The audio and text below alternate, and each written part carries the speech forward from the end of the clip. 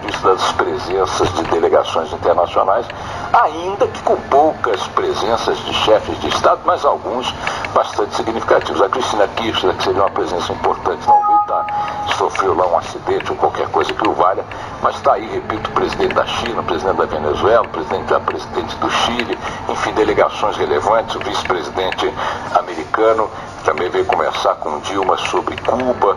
Enfim, tivemos o evento ontem dentro das circunstâncias adequadas. Eu só queria me referir um pouco ao discurso de Dilma, porque é o que todo mundo, de certa maneira, está tratando de analisar e discutir na imprensa hoje, nos próximos dias, assim será, ele vai dar o tom do debate político e da cobertura jornalística nos próximos dias. A presidente Dilma calçou o seu discurso em três promessas ou focos: reforma política, combate à corrupção e educação. A educação foi eleito o tema de seu segundo mandato. Ela própria assim o definiu.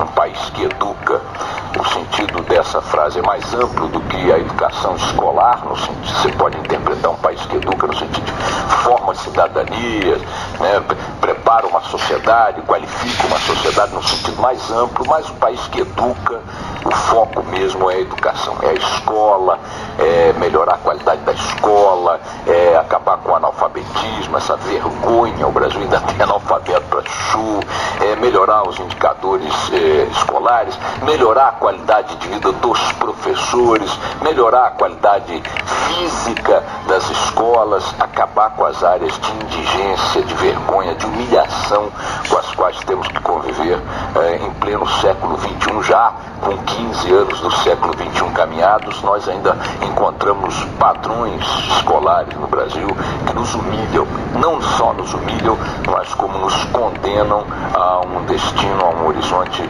muito negativo. Países que trataram a educação a sério conseguiram fazer verdadeiras revoluções em uma geração, às vezes até um pouco menos.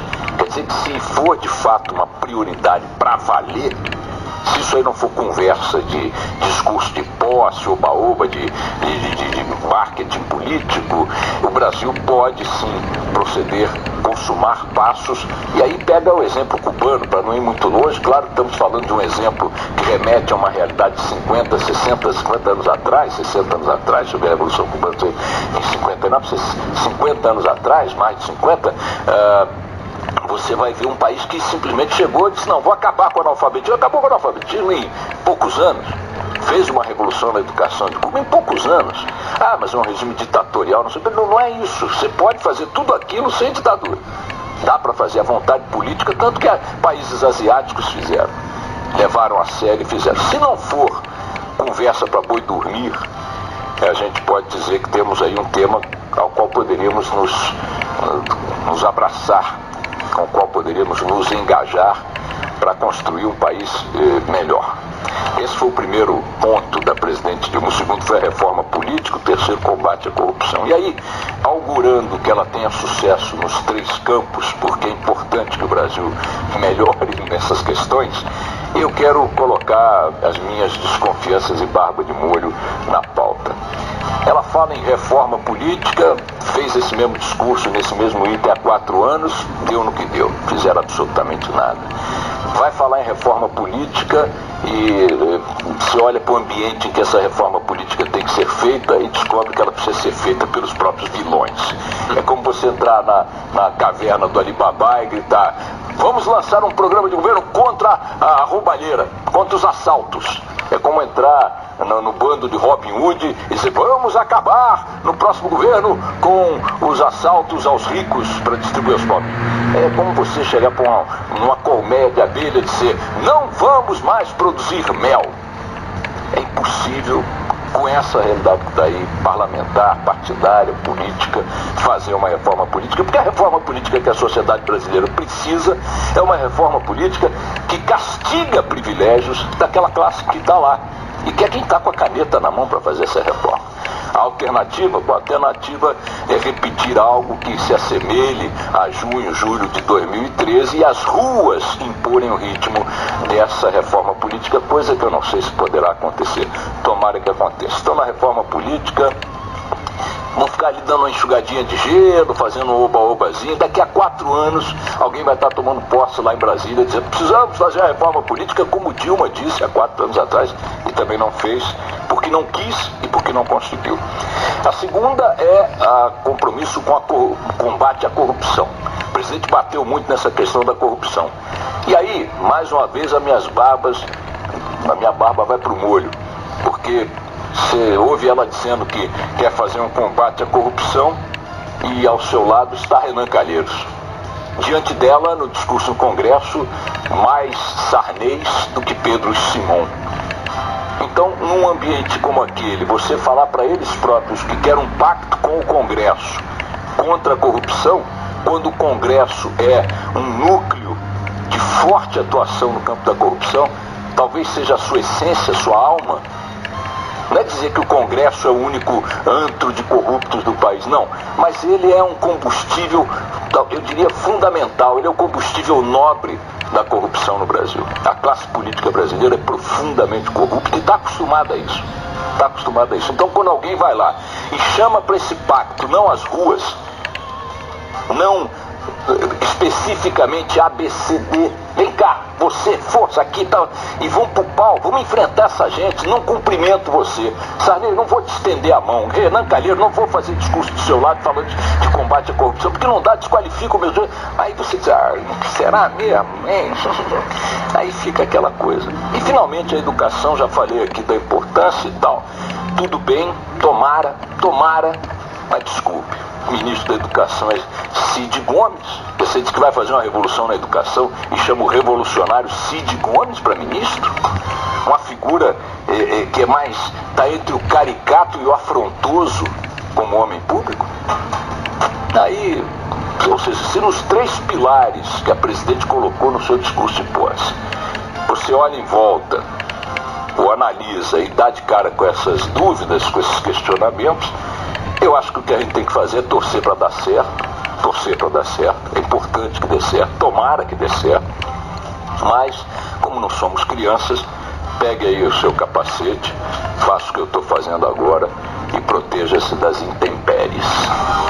São 8h13 no horário de verão.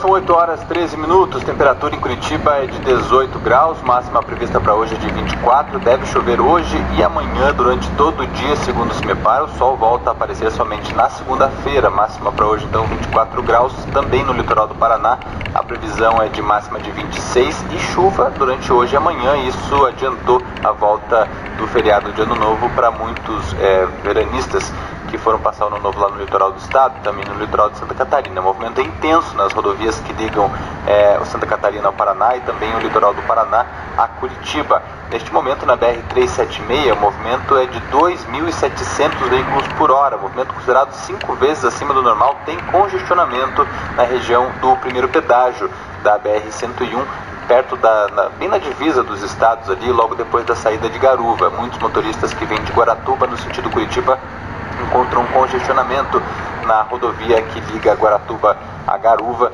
Ontem, vários ouvintes relatando até 5 horas de congestionamento na SC 415, que é a estrada de Garuva, ali conhecida pelo semáforo que tem na cidade. A prefeitura de Garuva já tinha se comprometido a desativar, ou diminuir o tempo, na verdade, do semáforo, para que os motoristas que vêm de Guaratuba tenham prioridade e aí tentar diminuir o congestionamento. Não adiantou muito, porque ontem teve muitos ouvintes ligando para cá dizendo que estavam parados por horas por lá. Neste momento a gente tem relato da Polícia Rodoviária Federal de congestionamento, com o trânsito chegando a ficar parado na região da divisa dos estados, quilômetro 678, por aí, pouco antes e depois do primeiro pedágio da BR-376 no sentido Curitiba.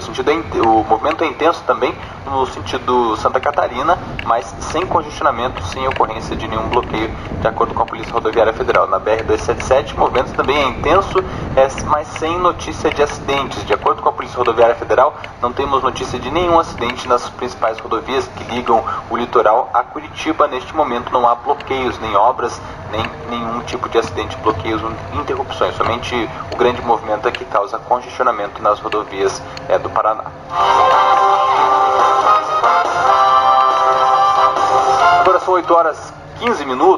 58 pessoas morreram em acidente de trânsito em Curitiba ao longo do ano passado, de acordo com a Polícia Militar. O Batalhão de Polícia de Trânsito contabilizou também que 700 pessoas foram atropeladas nas ruas da capital em 2014. Um dado que chama atenção é o número de ocorrências que terminaram com vítimas. Segundo o levantamento do PPTran, a quantidade de acidentes com vítimas é o dobro de ocorrências que terminaram sem vítimas. Foram quase 4.300 acidentes com o motorista, o carona ou o pedestre feridos, contra quase 1.900 acidentes em que todos os envolvidos saíram ilesos.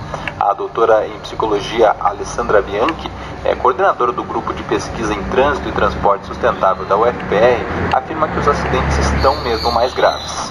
Se os acidentes estão terminando com vítimas, nós temos uma primeira informação importante de que nós temos mais acidentes graves do que acidentes leves, porque nós não temos mais aquele tipão, o típico deu uma batidinha, deu uma encostadinha, quebrou um espelho. Não, tem vítima. Tem vítima que está sendo hospitalizada, que está precisando de uma assistência da emergência. Então são acidentes com uma característica mais grave. Muitos deles a gente sabe que estão envolvendo pedestres. Veja, isso tem muitas vezes um desenrolar muito grave, um prognóstico não positivo para a vítima. A especialista aponta a velocidade como um dos pontos que explicam o número de acidentes graves no trânsito. Ainda que as máximas permitidas nas vias locais sejam menores do que nas estradas, Alessandra Bianchi indica que é preciso reavaliar esse aspecto nas ruas das cidades. Nós teríamos que começar a pensar que no Brasil nós inclusive estamos utilizando velocidades dentro das cidades muito altas ainda. Nós já sabemos que velocidades acima de 50 km por hora dentro da cidade diminuem muito as chances dos pedestres em caso de acidente. Agora 8h17, daqui a pouquinho a gente volta com mais informações de Curitiba.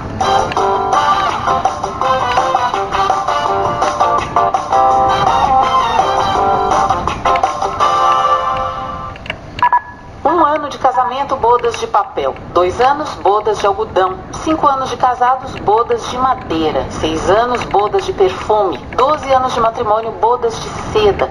15 anos, bodas de cristal. 20 de porcelana. 30 de pérola. E por aí vai, só pra gente não lembrar as tradicionais bodas de prata e de ouro. Mas você sabe, o mundo muda, as pessoas ficam muito modernas e agora tem gente comemorando as bodas de papel rasgado. O que seria isso? Seriam as bodas imediatamente após o divórcio. E tem buffet especializado neste modelo de negócios, com direito a itens muito inusitados, como o bolo dividido ao meio. É sinal dos tempos. E um sinal estranho. Então, porque estamos nos separando, não temos mais direito a um bolo inteiro? É como se a gente admitisse a nossa incompletude, a nossa incapacidade de ser inteiro, sem um outro para chamar de nosso. Mas tudo isso é embalagem, viu? É festejo, é o que os outros vão dizer. E, portanto, pouco importa. O que importa é a solenidade com que esse momento, o do divórcio, deveria ser encarado. Quem casa, casa para quê? A rigor, casa para ficar junto. Casa para construir uma história com mais alguém ou alguém, no caso de virem os filhos. E quando o casamento chega ao fim, minimamente, isso representa uma vivência de frustração. Eu não consegui levar adiante aquilo a que eu me propus. Pensar sobre o que nos levou a esse desfecho, aprender com aquilo que se viveu, até para evitar novos erros ou novos sofrimentos, parece então a decorrência mais oportuna, mais construtiva.